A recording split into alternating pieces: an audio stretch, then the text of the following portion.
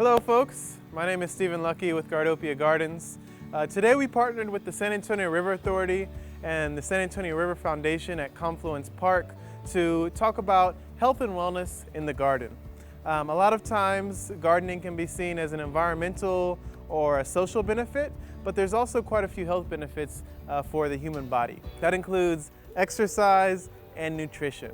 And so when you're out in the garden, you're burning calories, you're being physically active, you're increasing your flexibility and your range of motion, you're doing aerobic and sometimes even anaerobic activity. And so from using a wheelbarrow to bending over and pulling some weeds to using a shovel, all different components of your musculoskeletal system is being utilized, in addition to improving your cardiovascular health. So through the physical activity side, we talked a little bit about total energy expenditure, basal metabolic rate, body composition and BMI, in addition to the different types of activity and exercise, and the recommendations for people to exercise 3 to 5 times a week for 30 minutes, or my personal recommendation of 6 days a week for 60 minutes. In addition to physical activity, we also talked about nutrition. And so nutrition is critical for us to maintain and optimize our health. And so people can grow food and directly eat that fresh organic produce that is high in nutritional value, that has 100% bioavailability of nutrients fresh off the vine. There are different types of diets. Plant-based diets are highly recommended to maintain a diverse diet, including fruits, vegetables, grains, as well as your different types of nuts. Can give you a complete and balanced diet. For those of us who are meat eaters, eating lean meats to reduce your saturated fat intake will help with your cardiovascular health as well. Another activity that we did here during Fit and Flow was talking about hydration and the necessity to stay hydrated with lots of water, and also thinking about electrolytes. At the end, we actually made some lemongrass tea. So lemongrass is a great plant to grow here in the South Central region. It can be an ornamental, it's a great herb, it grows almost year-round, and it can be propagated quite easily. It helps with anxiety, cholesterol, infection, and even your oral health. And it's super easy. Just get hot water, you put a few blades of grass, bend them together to open up some of the cells, and let it steep for about 5 to 10 minutes.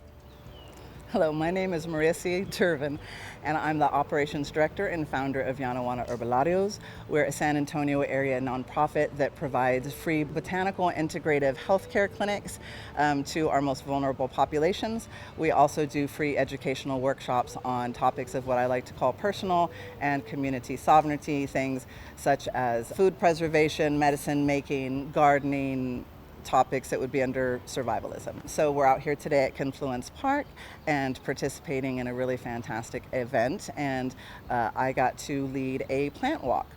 So what I pretty much focused on was some of the native plant life that we have here in San Antonio, the bioregional medicinal plants.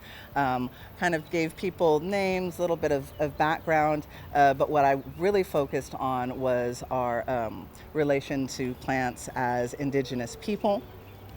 Which is kind of a different relationship. One of the big takeaways that I wanted folks to go away with today is that all of our plants are our relatives, and that if we learn how to communicate with our plants, you know, that we can have very incredibly fulfilling relationships with the plant world. And so we focused a lot talking about two really ancient plants with very strong roots in the indigenous history of the North and South American people, sunflower and the cactus. And so we talked about the medicinal uses, the food uses, the survivalism uses, you know, the connection to our people, the sacredness of the plants, and how big of an identity that those two plants actually play in our ancestral roots. After our plant walk with Yanawana Herbolarios, we came back to the Confluence Pavilion and we did a seed starting activity. So using peat moss planters, which are biodegradable, a little bit of vermicompost, some granular fertilizer, and a seed starting soil mix, we were able to plant watermelons, pumpkins, basil, and other heat-loving plants that will grow from June all the way into August and September. For more information about Gardopia Gardens, I encourage y'all to follow us on social media. Instagram and Facebook is @Gardopia Gardens. You can also go to our website, gardopiagardens.org, or come and visit us on 619 North New Braunfels on the east side of San Antonio, located close to downtown.